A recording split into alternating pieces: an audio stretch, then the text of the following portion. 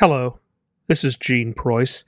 In this video, we're going to look at the aftermath of the Treaty of Guadalupe Hidalgo in the Southwest, and as Americanization of the region increased from the middle of the century to the end of the 19th century. In this video, we want to look at the economic changes affecting Mexican Americans following the U.S.-Mexican War, and how Mexican Americans reacted to those changes.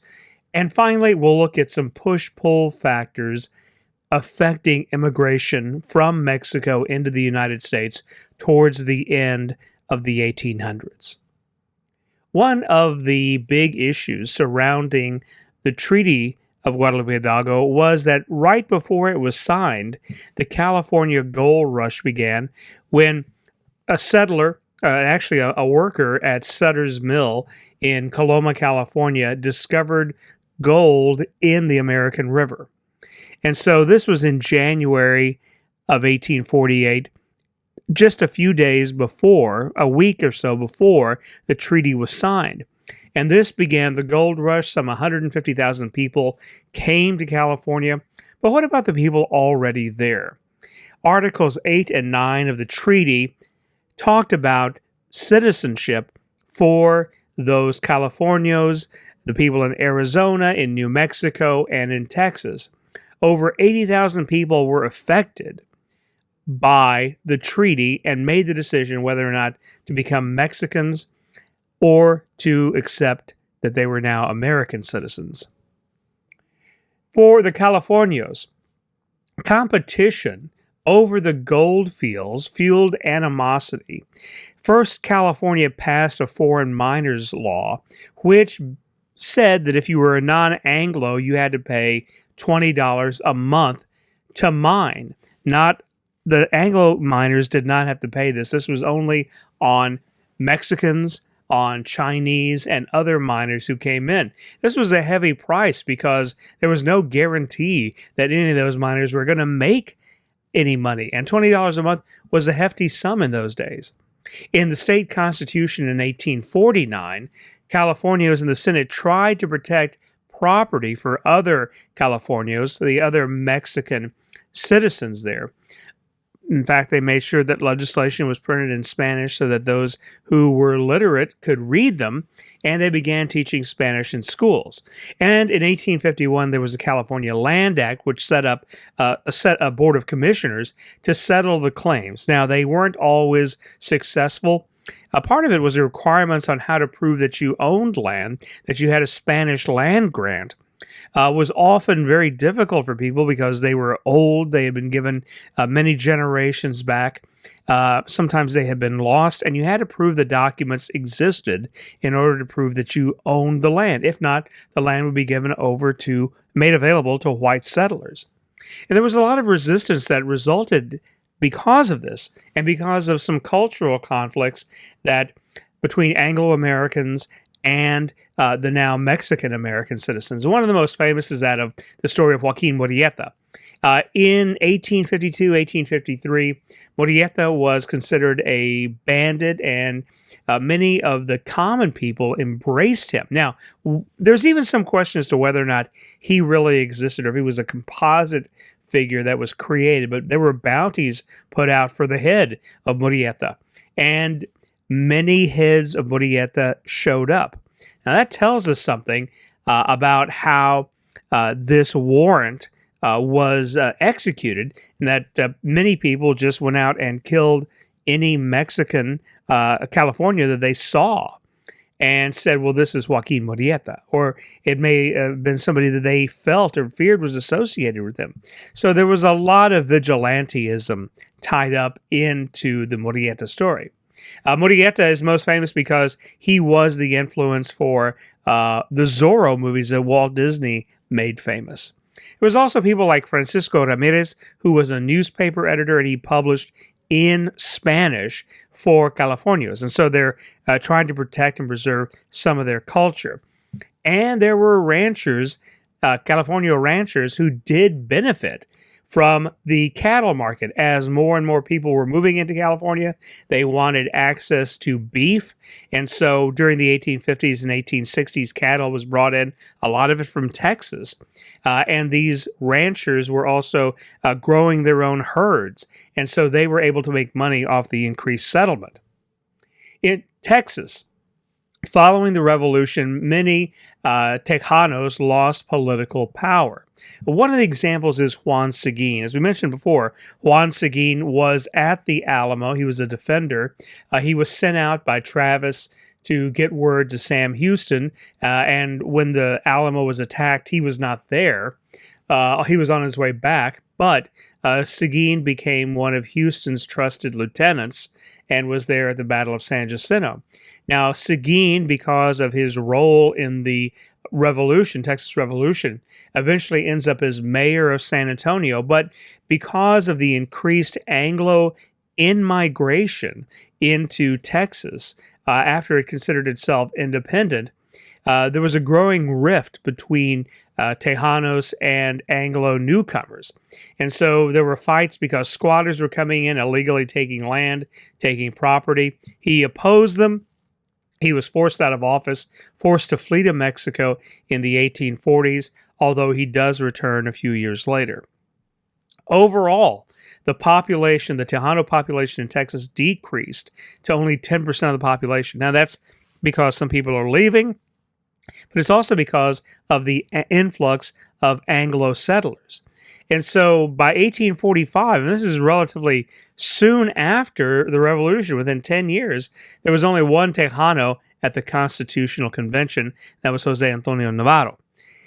The Borland-Miller Commission, this was another commission that was set up much like the California Commission. This was the Texas version of that commission, which did try to ensure most Spanish land grants. And they were a little bit more Tejanos favored a little bit better, but there were still problems. And as your book points out, sometimes it took as long as 7 years to validate these claims, especially if they were challenged. And so a lot of the money that the Tejanos, and these were wealthier Tejanos who had these land grants, a lot of the money that they had, and they didn't have much, most of their wealth was tied up in the land, was eaten up by attorney's fees. Cultural conflicts continue to increase, and you see the rise of the American Party, also sometimes known as the Know-Nothings, in the 1850s. They were very anti-foreign, anti-Catholic, and since most Mexican Americans were Catholic, they fell into that rubric. There was a lot of nativist sentiment. Nativists, and by nativists we don't mean native Tejanos, native Californians. We're talking about U.S. Anglos who moved in. And so, for example, by 1854, they won city elections in San Antonio. In 1857, right before the Civil War, you see violence in South Texas between San Antonio and the coast, between Mexican muleteers who had for centuries been who served as transport between the coast and San Antonio. And they were attacked by whites who were trying to provide the same business.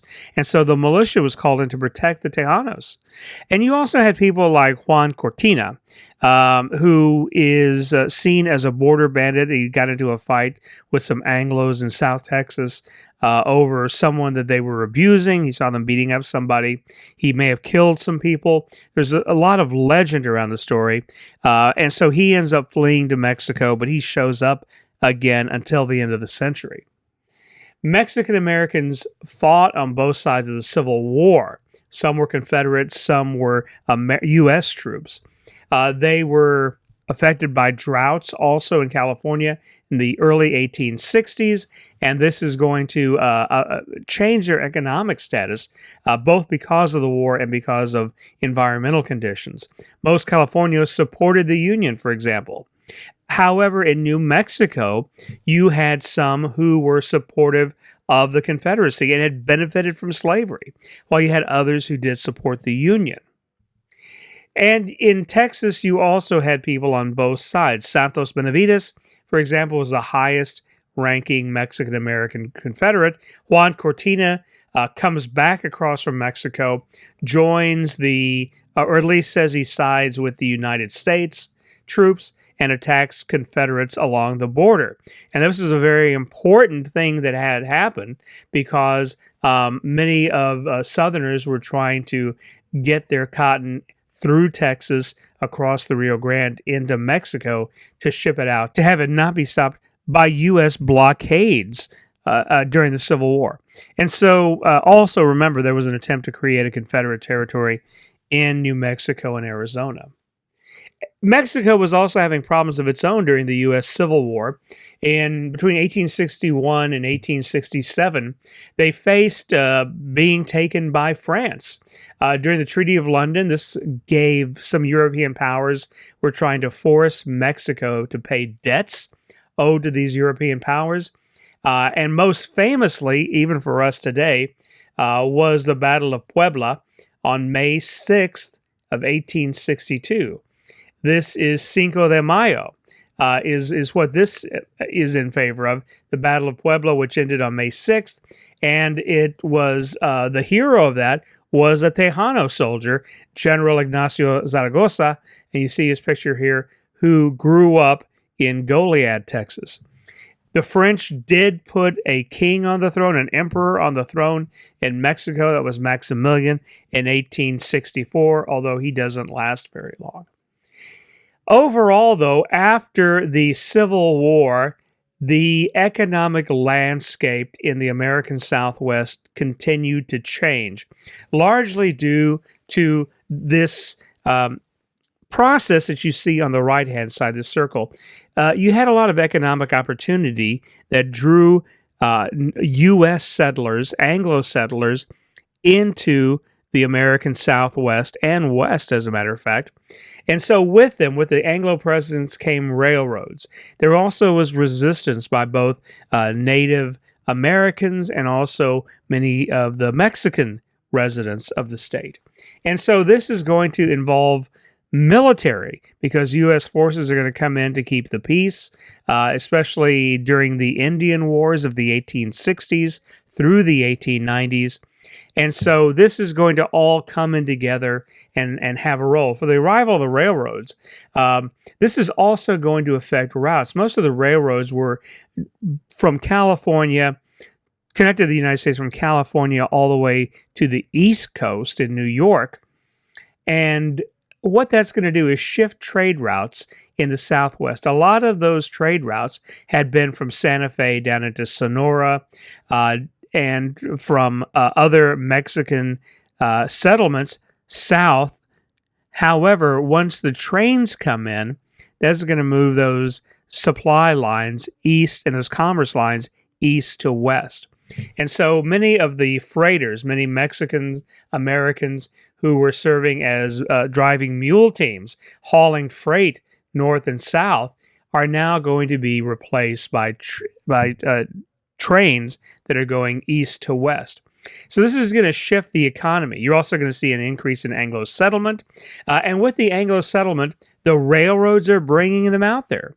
As the railroads are being built in the 1870s and 1880s, connecting the country, they are seeking to bring out ranchers and farmers especially, who are going to then produce goods that they're going to want to use the railroads for to get them back into the marketplace.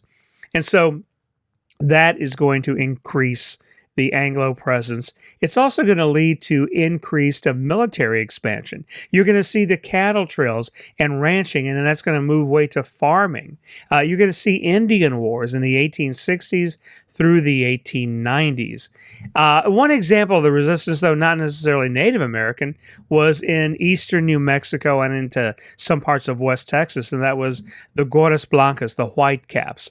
In the 1880s, early 1890s, especially around the Las Vegas territory of eastern New Mexico, they were fighting against Anglos who were moving in and again squatting on the land.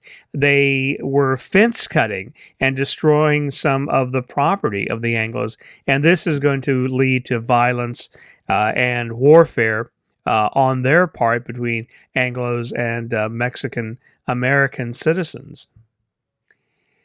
There was also In Mexico, after the ouster of the French, after the execution of Maximilian, there's going to be a period where Mexico tries to gain some stability. And this happened in the person of Jose de la Cruz Porfirio Diaz Mori, and usually known as Porfirio Diaz. And this was a time called the Porfiriato from 1877 to 1911 when he's ousted. And although he favored the upper class, he did try to bring some stability. There were a lot of changes in the Mexican presidency in the years before Diaz. And so, although he was very authoritarian, and that appealed to the upper class who wanted stability and to the economic interests, and in fact, Diaz was very important in bringing in foreign investors, people like British Petroleum, American Steel, U.S. Steel, also Rockefeller's refining are coming in and setting up shop. And you also had investment from wealthy Japanese and Chinese businessmen who were coming into Mexico and pumping in a lot of money and bringing that into the economy.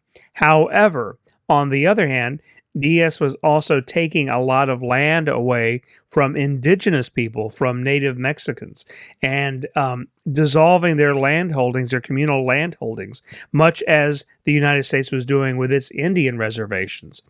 And so this was creating a lot of animosity, a lot of unrest in the northern states of Mexico, and even outright rebellions.